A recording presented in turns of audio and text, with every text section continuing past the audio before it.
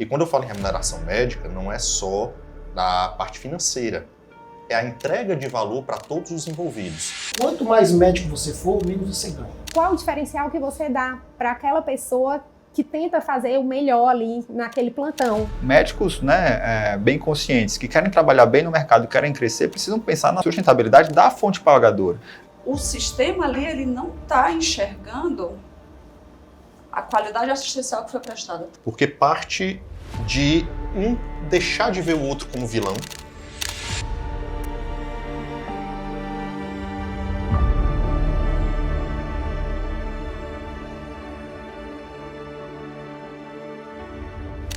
Bem-vindos ao Sinapses, um espaço para conectar ideias, soluções, experiências, onde a gente vai discutir temas que são sensíveis para a prática médica no dia a dia. E eu acho que não tinha tema melhor para a gente estrear esse momento do que esse tema que permeia toda a prática médica, seja ela no plantão, seja ela na especialidade cirúrgica, seja na radiologia, seja dentro do consultório ou dos exames, que é a remuneração médica. E quando eu falo em remuneração médica, não é só da parte financeira, é a entrega de valor para todos os envolvidos, sejam as fontes pagadoras, sejam os médicos, sejam os clientes. Tem uns dados sobre remuneração médica que são muito interessantes, que vale a pena a gente trazer aqui, né? A tabela do SUS de pagamento das cirurgias, paga para os cirurgiões, para os anestesistas, ela não sofre reajuste há 20 anos. A Federação Nacional dos Médicos estipula um piso para valor de consulta por volta de R$ 229. A gente sabe que a grande maioria das operadoras de saúde não paga nem metade disso. A renda médica, ajustada pela inflação entre 2012 e 2020, caiu mais do que 12% nesse período. Ao mesmo tempo, os reajustes de plano de saúde foram de 202% entre 2011 e 2023. Então, tudo isso traz robustez para a necessidade da gente discutir sobre isso hoje com esse time de peso que a gente conseguiu reunir aqui. E, introduzindo o problema dessa forma, eu queria descer um pouquinho mais para cada cenário, para cada paradigma da assistência médica, para que a gente possa aprofundar mais essa discussão.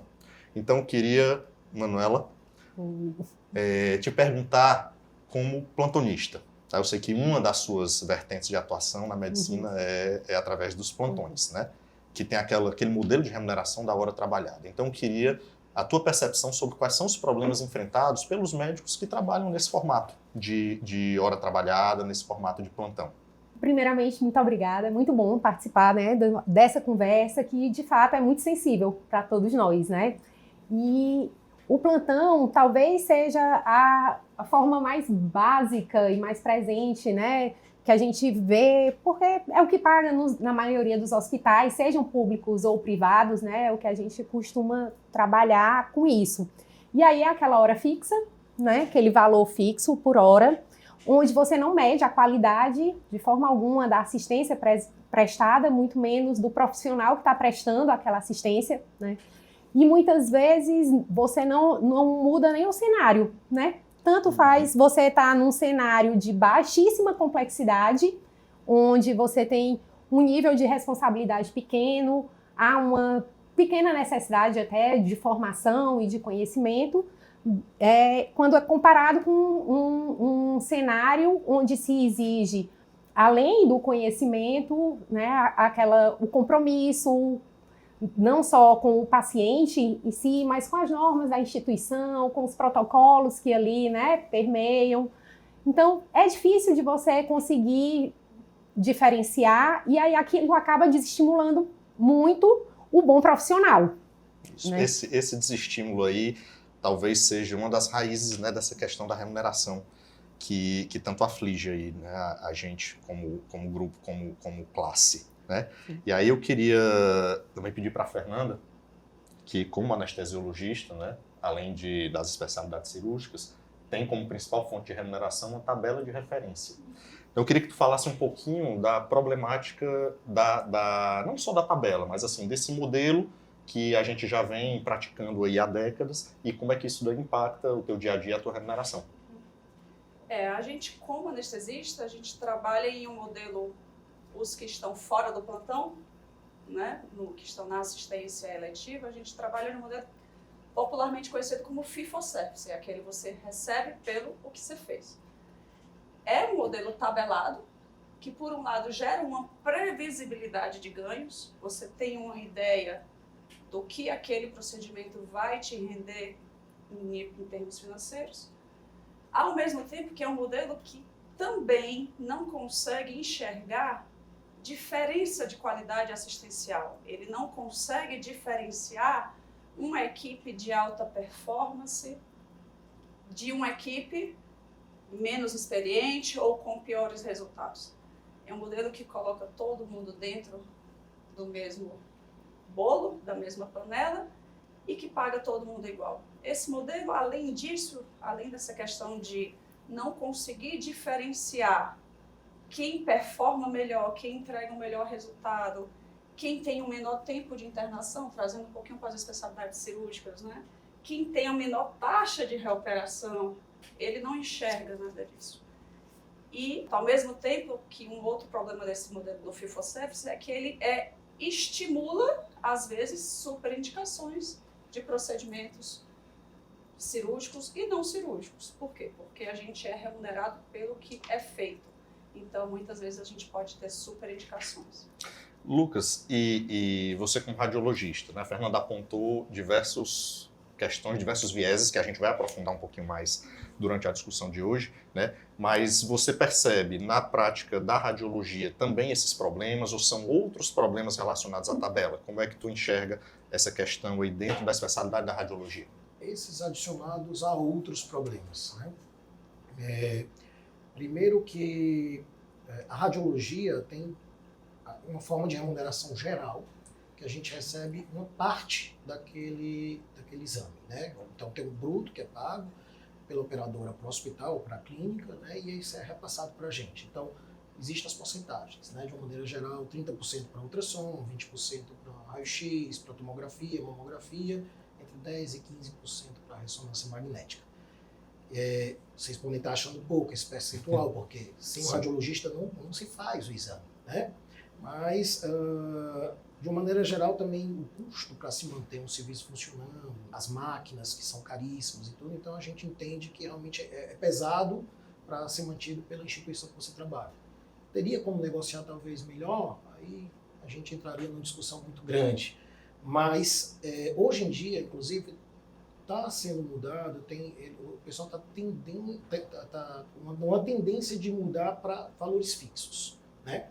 Então, de certa maneira, levanta um pouquinho uma bandeira vermelha, porque, e aí, os exames quando forem reajustados, que já são reajustados com um gap muito grande entre uma negociação e outra, será que vão ser repassados para os médicos, já que não é mais pago pela porcentagem do exame, que já era baixa, né?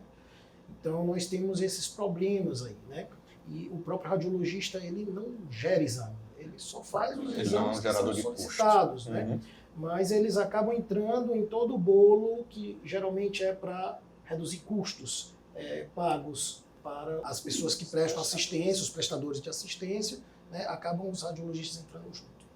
Tem esse problema aí dos radiologistas, né, como pessoa física, como médicos, prestadores de serviço, mas tem aquelas clínicas às quais eles estão vinculados, né? E aí é um outro nível de remuneração, né? Um outro nível de remuneração onde a gente tem um intermediário, tá? Mas eu queria perguntar para o Carlos Abdias, então você como cardiologista, você tem a sua assistência médica, né, o teu serviço do dia a dia ali dentro do consultório, mas também fazendo exames. Tá? E tendo em vista esses problemas que foram apontados aqui pelos outros colegas, né? Quais são os teus desafios, né, nessa posição de médico de consultório e do médico que executa alguns exames? Quais são os desafios que tu percebe, como é que tu enxerga essa problemática hoje?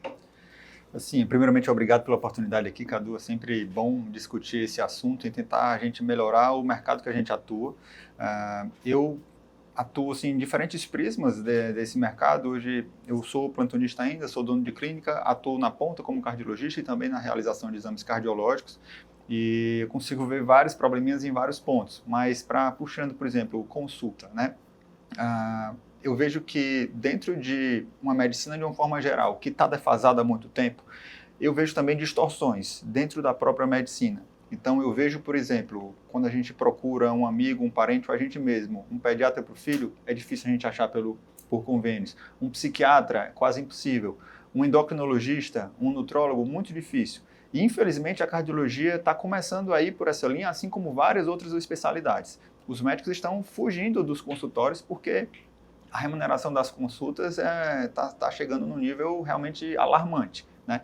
E eu vejo que a maioria das operadoras pratica o mesmo valor de consulta. Por exemplo, nós temos as especialidades cirúrgicas que, apesar de defasadas, ainda conseguem tirar a maior parte da sua remuneração através dos procedimentos, e a consulta acaba não afetando tanto, e até funciona como ali um funil para poder buscar aqueles procedimentos. E nas especialidades eminentemente clínicas, que dependem apenas da consulta, ficar apenas com aquele valor que foi balizado por baixo é uma coisa que está inviabilizando. Para o beneficiário está muito ruim, para o prestador está muito ruim, talvez só esteja bom para a própria operadora, né?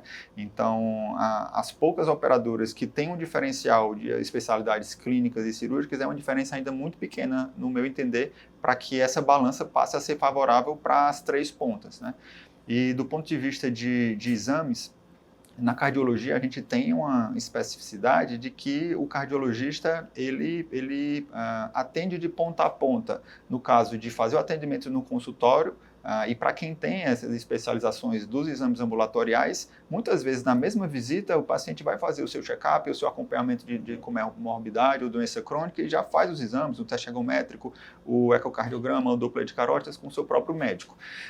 Infelizmente eu vejo as operadoras podando o profissional, no caso o cardiologista, em vários pontos e mitigando uma remuneração que, na maioria das vezes, é justa e que eu não vejo. Excessos nós temos em todas as especialidades, mas eu não vejo com frequência isso. Então, três que são bem flagrantes. Um deflator, que após alguns exames, o dono de clínica ele é cortada, sei lá, 10% da remuneração. Muitas vezes, se você faz uma auditoria... Isso é a autogeração do exame Não, que você está falando? Não. Esse seria o terceiro ponto. Eu vou falar de 3 pontos que são flagrantes e que, para mim, assim, causa indignação grande. Um outro ponto é a autogeração.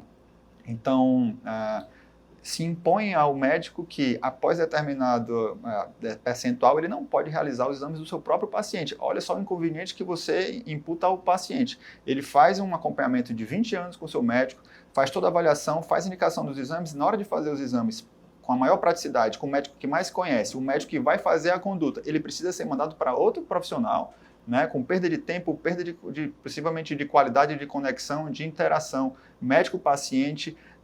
Realmente é preocupante e é uma coisa que é feita prévia, né? As operadoras hoje têm indicadores, se eu estiver falando muito nesse início, você já me corta, certo, Cadu?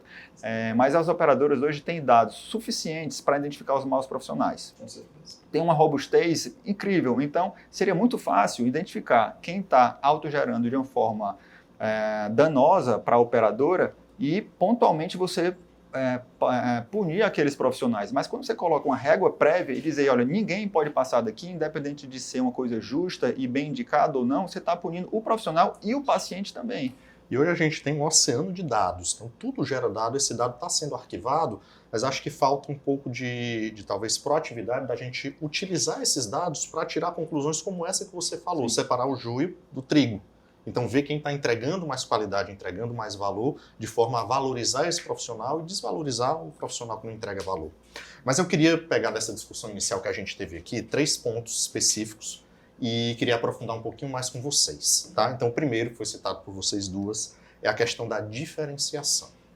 Então, quando a gente olha, a Fernanda falou muito bem da questão de a tabela puramente, o fee-for-service puro, ele não diferencia a equipe que tem resultados melhores, que tem desfechos melhores, que entrega um valor melhor para o paciente, ele não diferencia daquela equipe que não entrega.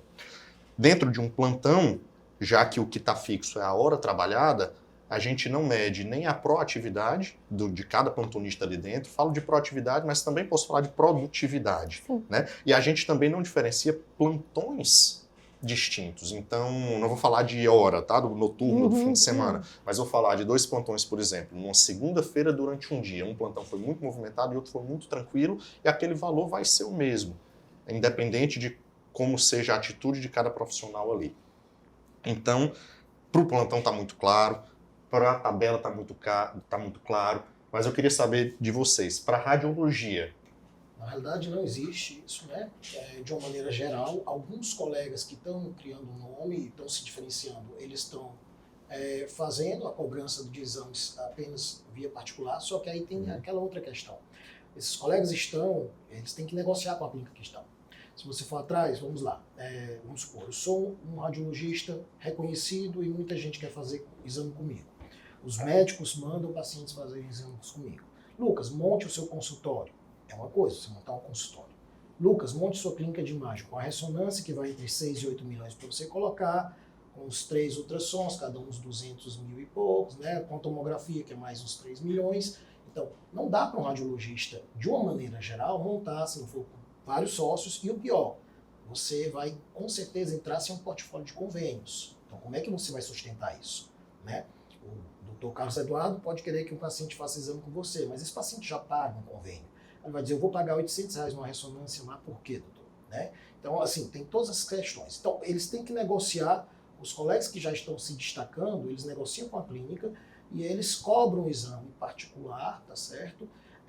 Mas isso aí incorre em alguns riscos, né? Sim. O paciente tem um convênio, né? Eu não sei, sinceramente, detalhes sobre algumas clínicas que estão fazendo, se eles cobram do convênio aqui, ele cobra uma taxa extra para o paciente fazer com o médico X ou Y.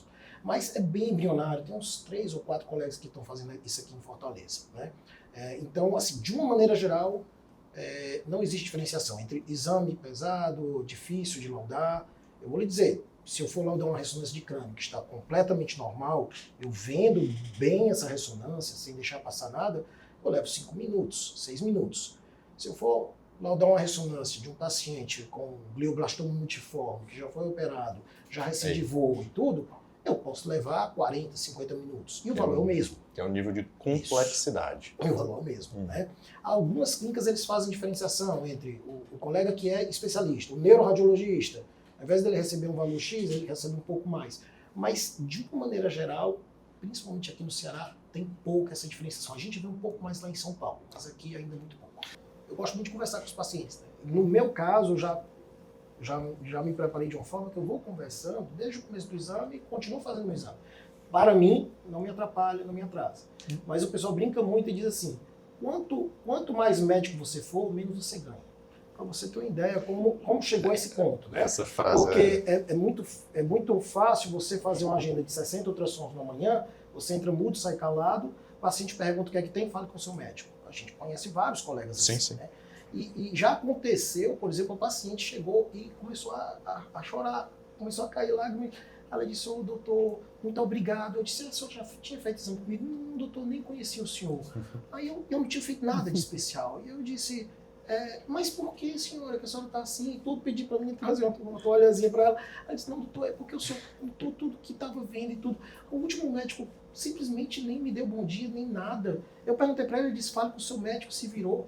Doutor, não durou nem 2 minutos o exame. Eu gostei tanto, doutor. Aí, interessante. Isso era para ser normal? Sim. Né? Eu estou lá com um ato médico. Eu não estou com uma máquina. A máquina é o que eu estou segurando na minha mão ali para fazer o exame. Mas eu estou fazendo um ato médico. Né? Então, assim, chegou aquele momento que eu tenho que produzir exames Em série, né? em série, seu flash, né? E o pior, aí vem desfecho, né? Indesejável, né? Vem nódulo que você não vê. Dependendo do nódulo, você pode estar diferenciando entre aquela paciente que vai ter uma chance de cura e não ter cura, né? Então, assim, isso aí você tem que levar muito a sério, né? E às vezes aquele tipo de pressão que estão colocando a gente todo tempo e baixando, o deflator, por exemplo, ele falou que ofereceram um deflator para vocês, né? Não sei se vocês aceitaram. Na radiologia já passou isso há muito tempo, né? Houve até paralisação, né? E tudo, etc. Mas, assim, já foi aceito. Então, assim, infelizmente essa barreira aí já caiu. Então, se a gente faz 3 exames do mesmo paciente, no primeiro você recebe 100% do valor, no segundo 70%, no terceiro 50%. Eu quero saber qual é a diferença o terceiro pode ser muito mais complicado do que o primeiro. Claro. Né? Então, não tem diferença. Manu, eu queria porque enquanto o Lucas falava aqui, eu estava visualizando exatamente isso, porque também acontece, por exemplo, no plantão.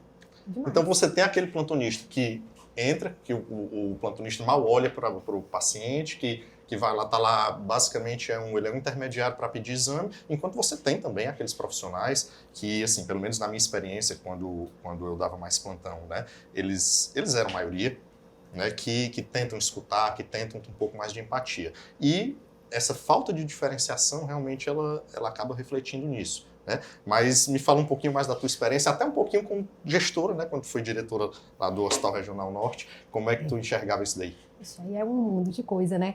Mas é interessante ver, porque aí a gente pontua bem, baliza bem a grande dificuldade da remuneração. Porque quando você remunera, né, isso aí eu vivi muito na parte da gestão mesmo, enquanto diretora, enquanto a gente remunera por procedimento, né, a gente tende a ter ficar muito mecânico, né? Então, assim, vou fazer rápido, vou ganhar tempo, porque aí eu vou ganhar mais, né? Mas esquece que é médico e que tem toda uma outra coisa, né? Muitas vezes a gente se ilude que, pagando a hora fixa, a gente vai encontrar pessoas, né, que não vou ter tanta pressa assim e vou tratar melhor o paciente. Mas isso também varia do indivíduo, né? Porque quando você vai para a hora trabalhada, tem o colega também que tira, já que eu estou ganhando aqui, estou ganhando pouco, eu vou atender aqui bem rápido e vou parar para tomar meu cafezinho. Vou aumentar a hora do lanche, né? Entendeu? Ou vou atender aqui de qualquer jeito, porque, enfim, tanto faz, né? Eu atender bem e eu conversar, né? Para quem está me pagando, tanto faz, mas para o paciente faz muita diferença. E é uma grande dificuldade que a gente tem de pesar isso, né? De pesar o tempo que você dedica a escutar melhor e, de repente, mudar o curso daquela doença por ter um tempinho ali de escuta, né, de valorizar o que o paciente está dizendo e dar seguimento, né? E aí você pensa que pagando pela hora aquilo ali já supre, mas quando você compara que você tem pessoas que não se importam com isso, você coloca todo mundo numa vala comum. Ou às vezes a demanda lá fora está tão alta que ele é obrigado a acelerar o passo, porque começa a pressão da gestão ou do bater na porta. E aí aquela balança, né, para você equilibrar todos, assim, na verdade não é nem uma balança, tem que ser aquela pessoa do circo, né, que tem vários pratinhos para você equilibrar ali, né, um malabarista, para você tratar o paciente como ele merece, né, como ele precisa, você prestar um atendimento que seja de acordo com a missão mesmo, com a visão ali do hospital e de... Seguindo o protocolo da instituição. Seguir o protocolo, quais os valores mesmo que eu quero entregar ali para aquele paciente, né? Aquela cultura, né, de segurança do paciente, tudo que a gente preza, né? Mas, ao mesmo tempo, eu também ser visto enquanto médico, né? Enquanto médico que procura fazer o diferencial. E aí é como o Cadu disse, assim, graças a Deus, ou pelo menos na minha especialidade, né? A gente ainda tem muita gente que gosta de escutar, de acolher, né? É uma visão mais humanizada, né, da medicina. Mas a gente tem também muita gente que não liga. Mas nisso é que pesaria, né? Qual o diferencial que você dá para aquela pessoa que tenta fazer o melhor ali naquele plantão, né? Tenta fazer o melhor para o paciente, tenta fazer o melhor para a instituição. E aí, por que não também ter a sua parte também melhorada, né? Então, Eu vou voltar um pouquinho, Cadu, ao começo da nossa conversa, quando a gente fala sobre valor de consulta, né? A gente que é mãe, a gente sabe. Gente, psiquiatra infantil que atenda plano de saúde, ou endócrino com plano, e não sei o que é com plano, e não sei o que é com plano. Cri. Aí a gente diz, aí quando a gente tem mais proximidade, eu chego e disse... Lógico que a gente tem as exceções, né, dos colegas que estão em início de carreira, que são excelentes profissionais e se conveniaram, estão ali tentando começar a vida e a gente tem excelentes profissionais. Mas a imensa maioria desse público de colegas qualificados, ele não consegue se submeter à remuneração atual de uma consulta por uma operadora ou por um seguro de saúde.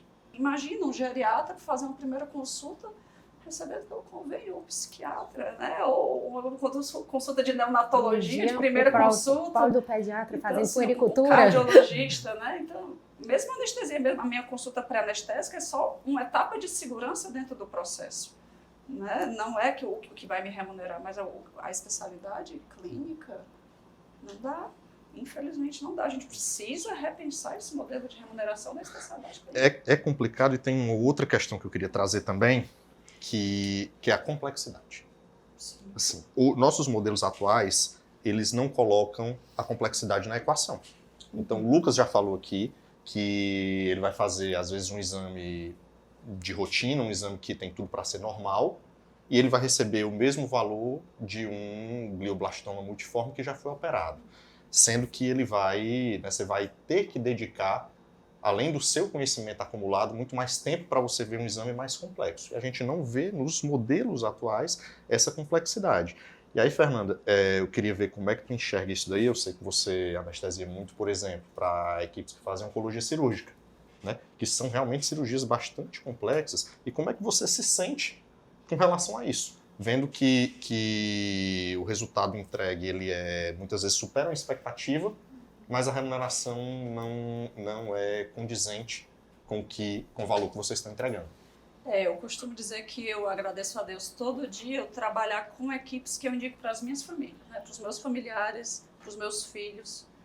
Mas, de fato, uma anestesia para uma cirurgia oncológica, vou dar um exemplo de sábado passado, foram 12 horas de anestesia para uma peritoniectomia com HIPEC e uma recidiva de tumor de ovário. Né?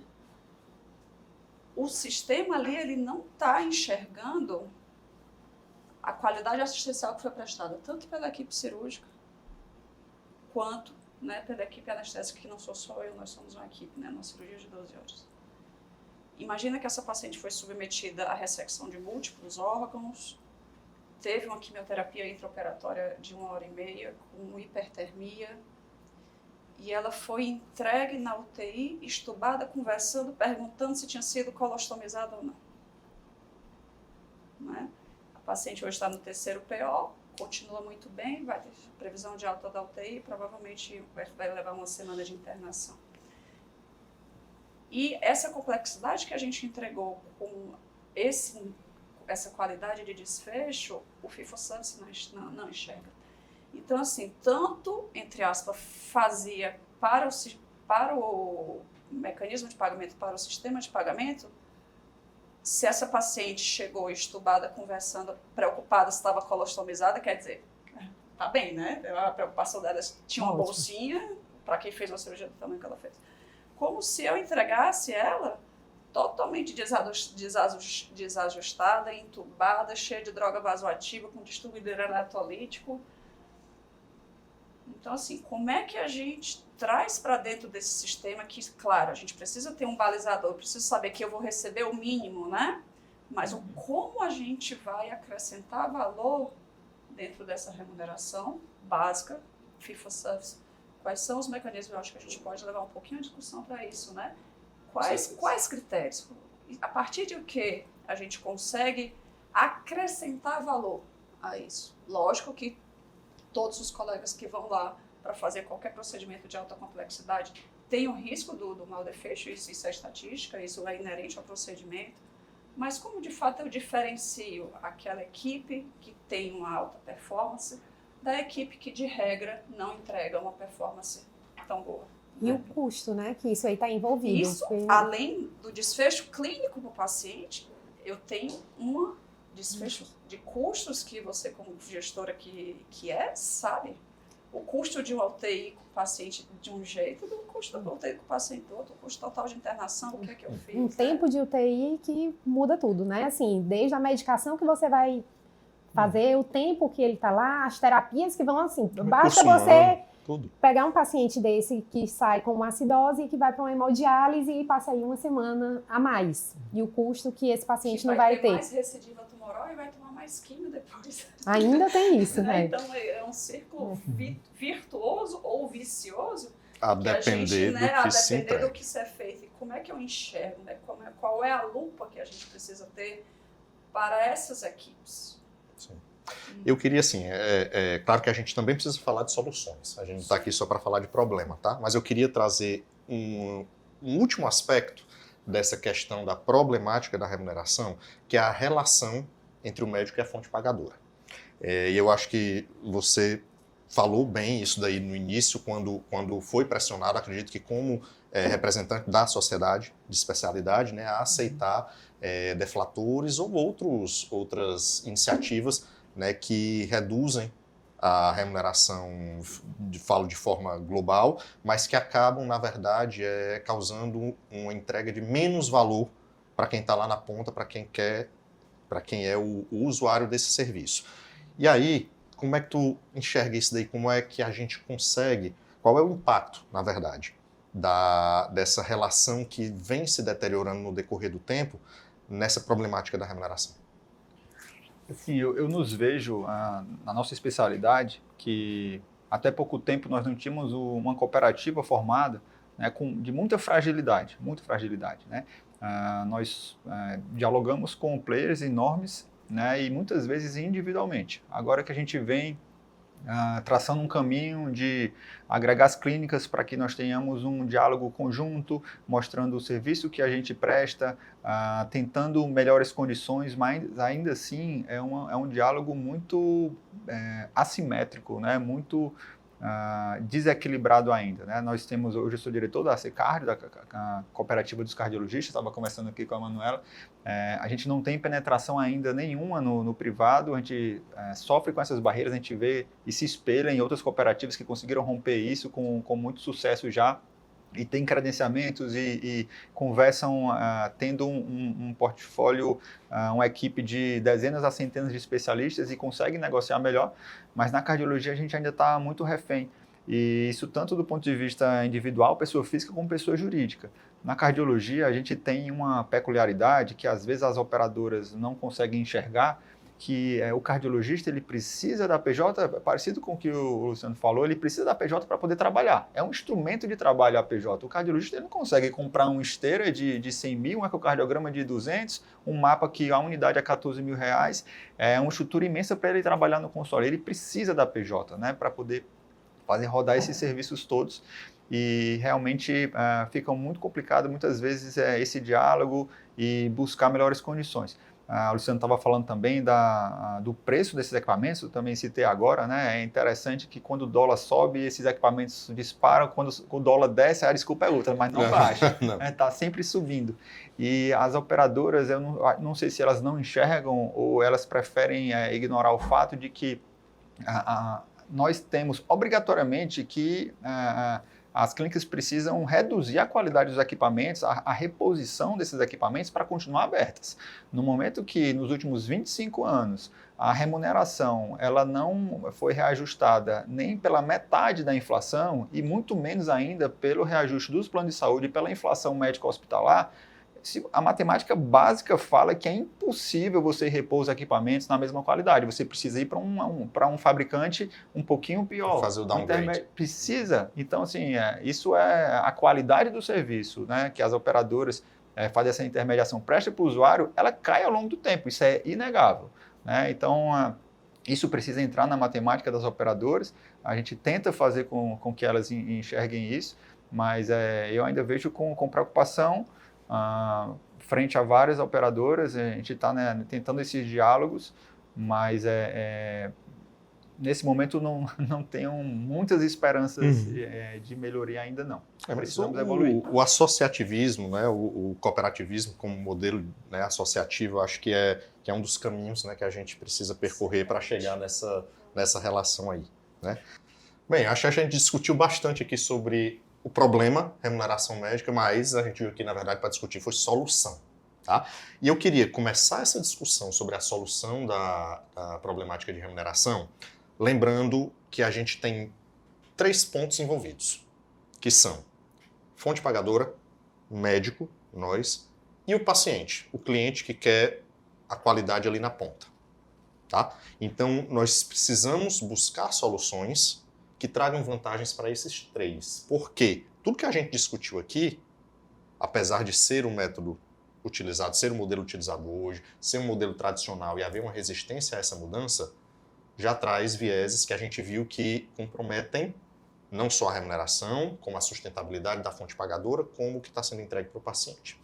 Então, eu queria começar com o Carlos Abdias, para a gente saber quais são os caminhos que a gente precisa discutir para a gente remunerar melhor esse médico que está no consultório e que está nos exames ambulatoriais. Então, partindo do modelo que a gente tem hoje, o que é que a gente precisa mudar ou acrescentar, na tua opinião, que vai fazer com que esse médico se sinta mais valorizado, melhor remunerado? Eu acho que uma maior aproximação, né, das operadoras com os prestadores, né, conhecendo quem são os prestadores, quem trabalha corretamente, né, quem de repente não está trabalhando corretamente, quem merece por performance, talvez indicadores de performance, né, do jeito como a gente conversou antes, para poder identificar quem são aquelas clínicas, quem são aqueles prestadores, quem são aqueles médicos que trabalham para a sustentabilidade daquela operadora, né, e não aquele jargão de estar matando a galinha dos ovos. Não, médicos, né, bem conscientes, que querem trabalhar bem no mercado, querem crescer, precisam pensar na sustentabilidade da fonte pagadora. Eu acho que isso é super importante. Aqueles vícios que eu falei no início, eu acho que é uma coisa que realmente que vem a corroer a relação dos médicos desse setor que nós estamos conversando com as fontes pagadoras, como deflatores, autogeração. Autogeração, a última vez que eu pesquisei, a posição do STJ é que as operadoras deveriam pagar uma vez que está autorizado. Então, essa fiscalização, essa auditoria, ela tem que ser né? Tem que ser pré-procedimento, pré-consulta. Uma vez que foi autorizado e o colega prestou aquele serviço, ele tem que ser pago. Se não há um impeditivo administrativo, do ponto de vista contratual, nada que impeça realmente que a clínica tenha autorizado, o colega ele não pode ser glosado e ficar sem receber um exame que ele fez de forma justa, de forma correta, aplicando ali as suas competências, toda a sua expertise. Então, assim, eu acho imoral. Eu acho imoral a glosa por autogeração. Acho que precisa mudar de uma forma bem urgente isso, sabe, para não corroer ainda mais essa relação. Além das outras, o Lucas, né, falou com relação ao redutor, quando você faz exames sequenciais, muitas vezes o terceiro exame ele é o mais complexo, então quer dizer, a operadora muitas vezes está ali cortando o tempo que o médico economiza, né? Mas isso é bom para o médico, é bom para o serviço de uma forma geral. Claro, se ele faz 3 exames do mesmo paciente, vai ser o mesmo paciente que está deitado ali, não há troca, né, de paciente, não há perda de tempo, mas o exame ele é feito da mesma forma, né, com o mesmo padrão. Então, na minha ótica, não há motivo, né? Eu acho que muitas vezes fica procurando ali onde se pode cortar custos, e eu acho que tem tantos ralos de desperdício, né, do serviço médico nas operadoras, e muitas vezes vai justamente num local que vem a desvalorizar o profissional que está vestindo a camisa daquela operadora. Foi muito importante a gente começar a discussão da solução por esses pontos que você levantou, porque parte de deixar de ver o outro como vilão, para poder sentarem juntos, conversarem e verem que os interesses, na verdade, são os mesmos, né? A operadora, vou falar, a fonte pagadora, ela quer ter economia, o médico quer ser melhor remunerado para que o cliente que está na ponta receba uma assistência de melhor qualidade. Mas aí, Fernando, eu queria te perguntar com relação a alguns aspectos do problema da remuneração que a gente colocou. Então, como é que, dentro do paradigma da tabela de referência, como é que a gente consegue, ou mudando, ou adicionando outros modelos, trazer a questão da diferenciação e da complexidade para essa discussão? Primeiro dizer que se a solução fosse fácil, a gente não estava aqui, né? Nós não somos os gênios da lâmpada, a gente está aqui discutindo modelos, trocando ideias, ninguém aqui é dono da razão. É realmente um problema muito complexo que vem sendo discutido há muito tempo, tá, Cadu? Mas respondendo a tua pergunta, eu penso em 2 grandes vertentes, tá? A primeira é o cooperativismo. É o fortalecimento do cooperativismo médico. E isso, gente, não é cartel, tá? Isso, inclusive, já tem julgamentos, né? Inclusive de STJ, STF. Isso não é cartel, é o quê? É nós nos reunirmos em especialidades, criando mecanismos para mostrar o nosso valor e balizar o valor dos procedimentos. Então, assim, eu acho que a gente não consegue, individualmente, a gente não consegue resolver esse problema se a gente não tiver por trás um cooperativismo de fato atuante, um cooperativismo médico, tá? A importância do grupo, da associação, ela parte também, às vezes, para algo que a fonte pagadora não quer fazer. Porque para quem seria melhor para elaborar, por exemplo, um protocolo de uma anestesia segura e de uma anestesia de qualidade, se não a própria associação de anestesiologistas, seja ela uma cooperativa ou seja a sociedade? A gente precisa entender, como já foi falado aqui, que está todo mundo no mesmo jogo, Isso. no mesmo time. Né? E hoje a gente se vê como inimigos. Né? Então a gente precisa quebrar essa barreira, a gente precisa fortalecer o cooperativismo. E voltando ao ponto, né, de modelos de remuneração, eu acho que o cooperativismo ele consegue ter uma visão de mercado um pouco mais real do que a operadora em si, que vai, ou a fonte pagadora, que vai querer sugar o que conseguia, dizer, não, até aqui só dá para ir até aqui, e ali a gente vai ter um equilíbrio de forças para chegar a um final comum. E o segundo ponto, que eu acho que é urgente, é a gente ter indicadores de performance. Hoje a gente tem dado para tudo. Os prontuários são eletrônicos, né? Nada mais é difícil. Tá aí a inteligência artificial, o departamento de TI. Então a gente consegue hoje ter muito dado e entender quem são equipes, no caso, né, levando um pouquinho para anestesia e cirurgia, equipes anestésicos-cirúrgicas que performam com menor custo e melhor resultado, e que performam com maior custo e pior resultado, que geralmente as coisas caminham juntas. Isso. Né? Geralmente caminham juntas, eventualmente sai, mas de uma maneira geral é isso. Então, como é que eu faço? Vamos criar indicadores, né? Vamos enxergar essas pessoas e vamos bonificar. Né? Sim.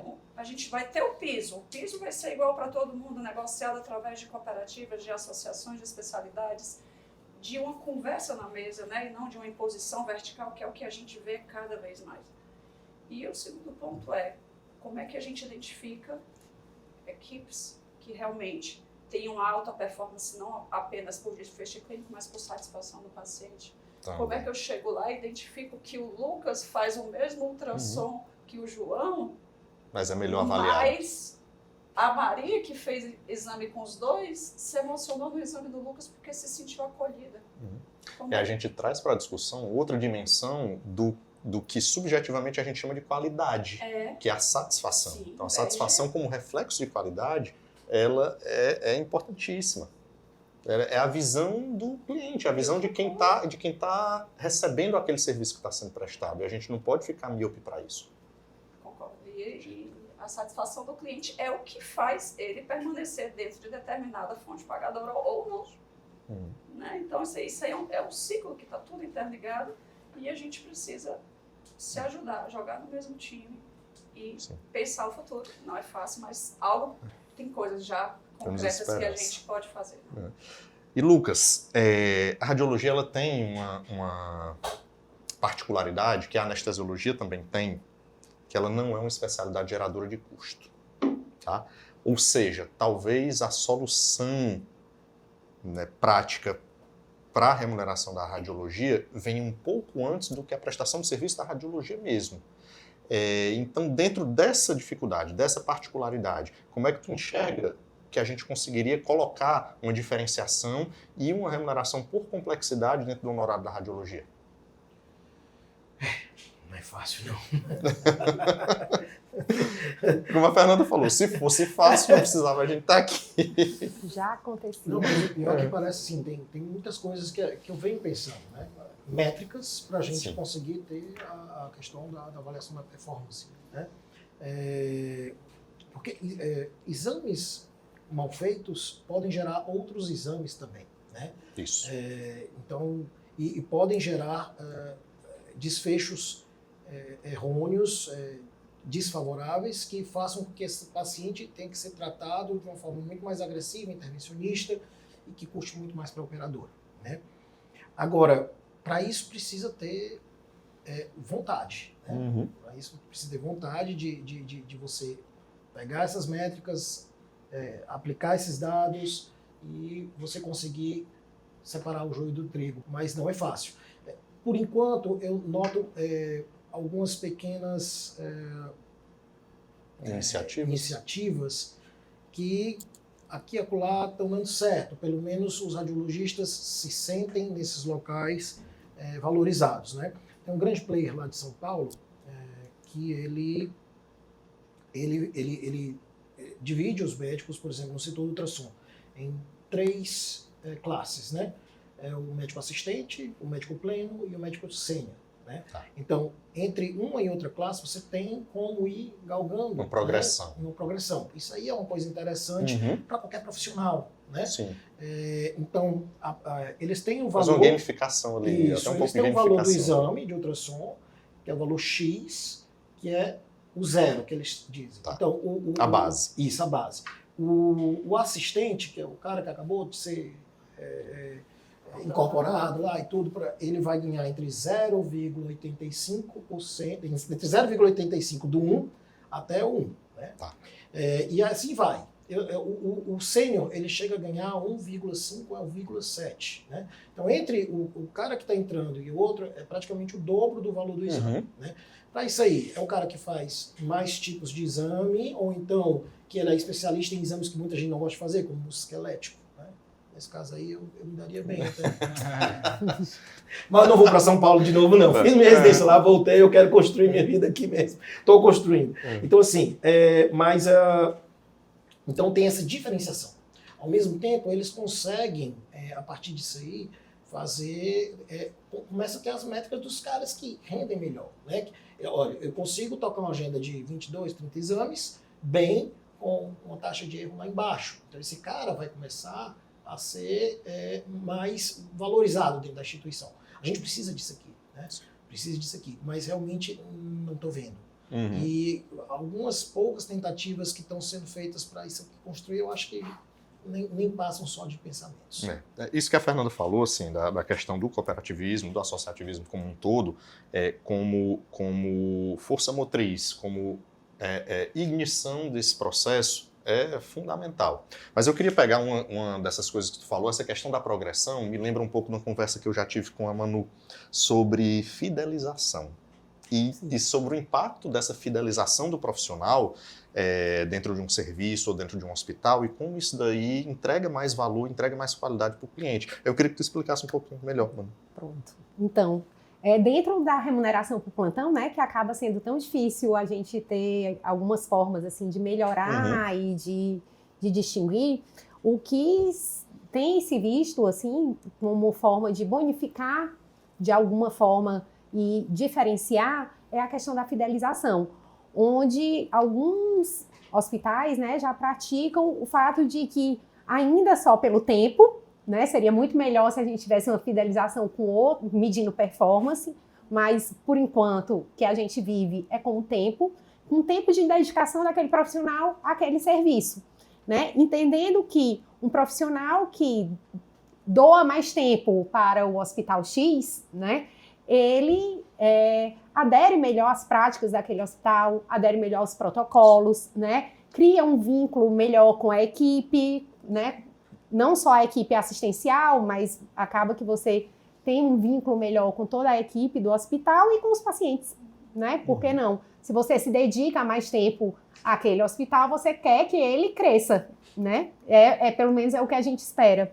E aí tem se praticado em alguns esse modelo. Aqui no Ceará já? Aqui no Ceará já. Interessante. Então, assim, em alguns hospitais existe uma métrica que se você faz pelo menos um mínimo de 72 horas por mês naquele hospital, você tem um bônus de 10% no valor do plantão, né? E aí isso se estendeu também para o fim de semana, que é o grande problema de quem, né, gere escala de plantão, que é a dificuldade de você conseguir pessoas, principalmente para o fim de semana.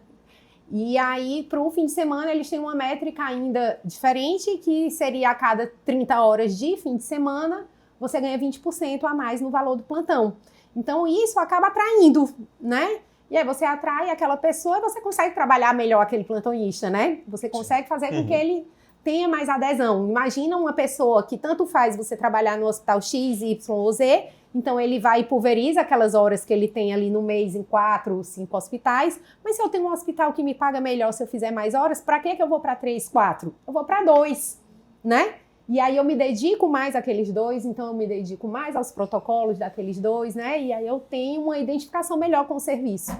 Então, foi a forma que alguns hospitais começaram a trabalhar e que a gente vê que tem dado certo. De fato, assim, eu gerencio uma escala onde a gente trabalha com isso e tem dias que eu brinco, eu faço 2 escalas, num serviço que tem e outro que não tem. Uhum. É impressionante como eu consigo cobrir rapidamente o que A tem. escala que tem. Né? Uhum.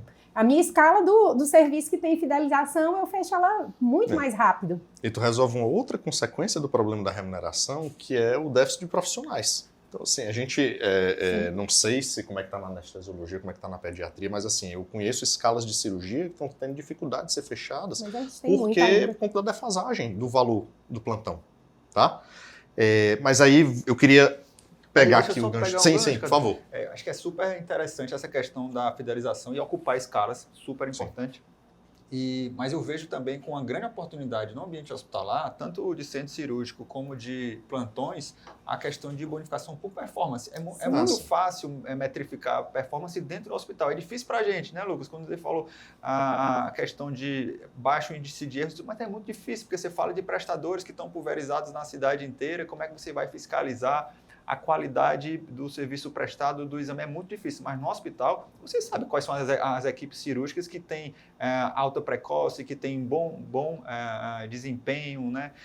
Satisfação. Dá para bonificar e performar e premiar essas equipes. Da mesma forma nos hospitais, qual seria a dificuldade de, numa emergência, você identificar os profissionais que atendem um maior volume, você poder pagar uma produtividade do atendimento, e aqueles profissionais que têm baixo índice de pacientes que retornam ao hospital em 15 dias, digamos. E a gente consegue medir isso, Muito, né? Sim. A gente consegue. É uma coisa que tem como medir. Né? Mas é como eu digo assim, eu acho que pelo menos nos plantões esse foi o primeiro passo, fidelizar pelo tempo. Sim. Mas eu acho que o segundo passo seria fidelizar pela performance. É nesse caminho que eu quero fazer uma pergunta, que vai ser a mesma pergunta para vocês 4, tá? Claro que a gente falou aqui de iniciativas que vão além do modelo tradicional de fee for service, onde a gente vai colocar pagamento por performance, a fidelização, a gente tem como colocar a complexidade dentro dessa equação, tem modelos aí como o DRG, por exemplo, que separa, né, que filtra os pacientes com um segundo nível acima do CID, incluindo as comorbidades desses pacientes também no modelo de remuneração. Tá? Isso tem sido usado para prestadores, mas eu ainda não vi iniciativas de uso para a remuneração dos médicos, como pessoa física, ou seja contratado, seja cooperado, seja PJ. Mas aí esse exercício de raciocínio que eu quero fazer com vocês é o seguinte: como é que vocês veem dentro da especialidade de vocês? Eu não quero a solução ideal, mas eu quero o próximo passo. Qual seria a primeira evolução que seria necessária para a gente começar a transformar os modelos de remuneração médica hoje? Fernanda? Eu acho que o primeiro passo é a gente diminuir o desperdício. Como? Melhorando a qualidade assistencial é o primeiro ponto. Isso trazendo para dentro da especialidade em si, tá? Trazendo para a área assistencial. A gente melhora a qualidade, melhora desfecho, melhora a satisfação e diminui o custo. Isso é uma das poucas coisas lineares que tem dentro da medicina, né? Que a medicina, eu brinco que 2 mais 2 nem sempre são 4. Né? Eu digo para todos os meus pacientes, doutora, tem risco? Eu disse, basta não estar vivos, né? Então, eu acho que o primeiro ponto é qualidade assistencial. E uma das maneiras menos complexas, não vou dizer que é fácil, é difícil, mas talvez a menos complexa, é a criação de protocolos. Verdade. Né? Dentro da anestesia, dentro de várias especialidades, são passíveis de se criarem protocolos. Hoje eles estão difundidos no mundo todo, a literatura está aí. Então, assim, por que não? Né? A gente se dedicar a, claro, com pessoas capacitadas, dentro de associações e cooperativas, a criar protocolos para situações, pelo menos para situações mais recorrentes, né? E a partir disso aí, a gente mede adesão ao protocolo, isso já é, esse profissional aqui é um profissional que adere. Então, ele vai ganhar uma bonificação porque ele adere X% dos casos, ou 100% dos casos ao protocolo. Ao aderir ao protocolo, teoricamente, eu vou ter um melhor desfecho, né? Isso é o primeiro ponto, pensando na parte assistencial. Claro. Tá? Pensando na parte administrativa, a gente precisa rever dentro, e aí não falo nós, né, mas as operadoras, os seguros, se a estrutura organizacional deles está do tamanho que precisa Adequado para essa evolução. né? Porque às vezes a gente tem, né, estruturas muito inchadas, e aqui eu não vou citar a operadora X ou Y, ou seguro X ou Y, eu acho que cada um com seu desafio, mas a gente precisa avaliar se a estrutura administrativa está condizente com a necessidade daquela operadora, daquele serviço. Então são dois maneiras, né? Fechar o ralo, tanto do desperdício assistencial, quanto de uma estrutura muito inchada que gera um custo, às vezes desnecessário, para que o serviço ande. Perfeito. Manu, próximo passo. Então, vai muito na pegada da Fernanda, Sim, né? sim. Também essa questão mesmo. A gente, no plantão, né, e dentro do macro, assim, que é do hospital, acho que primeiro essa questão de adesão dos protocolos, você trabalhar com performance, vai ser difícil em muitos setores você conseguir identificar o plantonista X ou Y, porque, por exemplo, mas você pode comparar setores, né? Então, eu tenho UTIs que, pelo menos para mim, assim, que é o meu dia a dia, né, na terapia intensiva, eu tenho UTIs que performam bem. Eu tenho UTIs que têm uma média de permanência dentro do que é solicitado, né? Eu tenho bons desfechos. Então, eu tenho como medir isso. E aí, de cara, aquele serviço ali, ele já, consequentemente, ele tem profissionais que já trabalham de uma forma diferenciada, que já aderem a protocolos, né? Então, eu tenho como ver a performance do serviço como um todo. Vai ser difícil porque a alta não vai depender só de mim, Manuela, plantonista. Ela depende, né, de todo mundo ali trabalhando junto. E aí a gente vai acabar medindo por isso. Mas, por exemplo, o nível de satisfação do cliente que você vai medir, você tem como medir, isso aí já deveria ser levado em consideração, né? Assim, não é só a estrelinha que a gente recebe para pregar no crachá, né? Mas também, né? Também ser revertido, porque a gente olha só como dá para medir, né? A gente prega a estrelinha no crachá. Então, a gente tem como medir que aquele profissional ali, ele entrega um diferencial, um serviço, né? Um valor diferente para aquele paciente. E, ao mesmo tempo, geralmente, como você disse, é linear, né? Aquele que está cuidando ali e seguindo uma linha, ele evita o desperdício, ele evita o excesso de exames desnecessários, né? Ele consegue indicar bem o tratamento, indicar bem a internação, que gera, de toda sorte, uma economia. Sim. Mas vamos lá, Carlos Abdias. Olha, eu acho que um dos principais desafios é reter os bons médicos no atendimento ambulatorial das operadoras dos planos de saúde. A cada semana, um excelente cardiologista deixa de atender convênio em Fortaleza, né? A gente tem perdido isso. A gente tem perdido também emergências cardiológicas em Fortaleza, né? Eu preciso alarmar isso, porque quando eu decidi pela cardiologia, além de ter me apaixonado pela especialidade, eu vi que tinha uma pluralidade de atuações que eu não vi em outras especialidades. Posso trabalhar na UTI, na emergência, fazendo exames invasivos, hemodinâmica, uma série de coisas. E eu pensei, olha, o coração é o órgão que mais mata. É a doença que mais mata no mundo. Todo hospital tem emergência cardiológica, na época que eu fiz faculdade. E nunca vai deixar de ter, porque é a doença que mais mata. A gente precisa de cardiologista. Hoje a gente vê quase a cada 2 anos um hospital fecha a emergência cardiológica. Isso é um absurdo. Isso é um perigo para a população, isso é um perigo para a gente mesmo, que é usuário, vai ser usuário em algum momento, né, e vai precisar. Então, a gente precisa resgatar a valorização do profissional, a gente precisa premiar os bons profissionais, a gente tem os índices, a gente sabe quem são os médicos que pedem excessivamente exames, o que é que custa a gente pegar esses indicadores, a gente...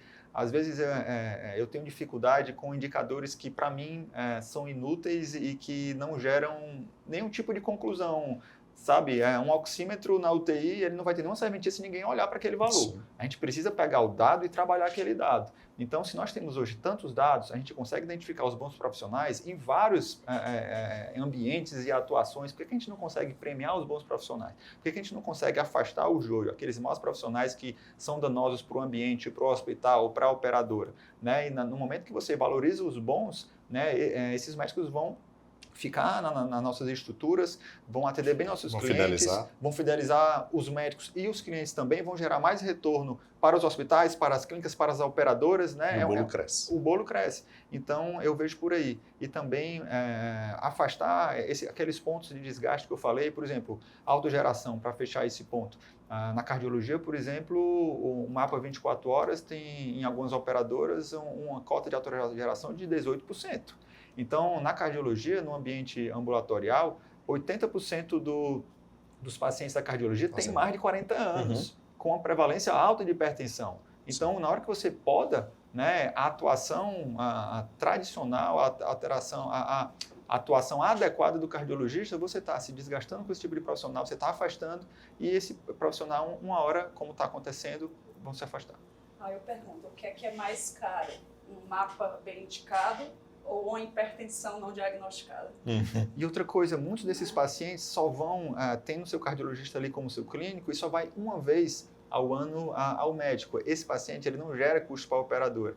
Na única vez, na única oportunidade que ele procura um médico no ano inteiro, ele tem um exame negado, ou então ele tem um inconveniente de ter que procurar um outro prestador, porque o médico dele não pode realizar, você está se desgastando também com o usuário, que de repente ele vai dizer, eu vou para aquela operadora X porque não me causa esse inconveniente. Lucas, próximo passo na radiologia. Então, eu acho que uma das coisas teria que partir do radiologista também. Ele deixar de ser apenas um apêndice desconhecido dentro do hospital. Ele começar a se integrar no hospital, ser fidelizado. Mas para isso aí, claro, ele tem que ter condição de renda para poder ele se doar para aquela instituição, né? Então, claro que viria a parte da instituição também. Conseguir detectar quem são os bons radiologistas, não só como peças de diagnóstico, mas também no trato com o paciente, tá certo? E ter essa equipe dentro do hospital. Eu acho que já passou muito do tempo de o cirurgião que está lá na emergência só dizer, ei, manda esse paciente para radiologia. O cirurgião deveria saber qual radiologista que está lá naquele dia, né? Sim. Passar o caso. Justamente, passar o caso, discutir tudo. Eu acho que e dar o retorno, né? É uma das maneiras, né? Mas assim, deixar de ter só aquela questão, eu gosto desse cara, eu vou bater aqui nas costinhas dele, obrigado e tudo. Eu acho que tem que ter, na realidade, um programa de progressão desse profissional dentro daquele hospital, né? Ou dentro daquela clínica. Qual é a realidade do radiologista hoje? Eu trabalho, no meu caso, eu sou dedicação exclusiva, né? Mas eu sou, assim, um ponto fora da curva nessa questão, né? Eu faço, além do trabalho assistencial como radiologista, eu sou gestor, né, de um grande player aqui no Ceará. Mas o radiologista médio, o habitual ele está aqui de manhã na clínica, às vezes ele faz a hora de almoço na outra clínica e vai na hora da tarde para outra clínica, entendeu? Geralmente, sai chegando atrasado em todas as clínicas, com os pacientes já chateados, não querem saber, muitas vezes não sabem nem quem é o cara que vai fazer o exame, né? Então, assim, o radiologista precisa deixar de ser aquele apêndice invisível. Quanto mais ele for assim, mais ele se aproxima daqueles colegas que estão do outro lado do mundo, ou então lá no outro lado do Brasil, laudando exames na telemedicina a preços aviltantes, mais do que o que a gente já está recebendo presencial, né? Isso aí, ao meu ver, seria a morte da especialidade. A gente tem que fazer isso aí ressuscitar, né? Perfeito. E esse foi o primeiro episódio do nosso Sinapses, esse momento de conexão, de reflexão e de discussão sobre temas tão importantes dentro da atuação médica. Eu queria agradecer a audiência e queria convidá-los a participar dessa discussão também, fazendo perguntas, comentando e seguindo a gente aqui nas redes sociais. E nós vamos enriquecer essa discussão com outros temas que também são muito relevantes para a nossa prática.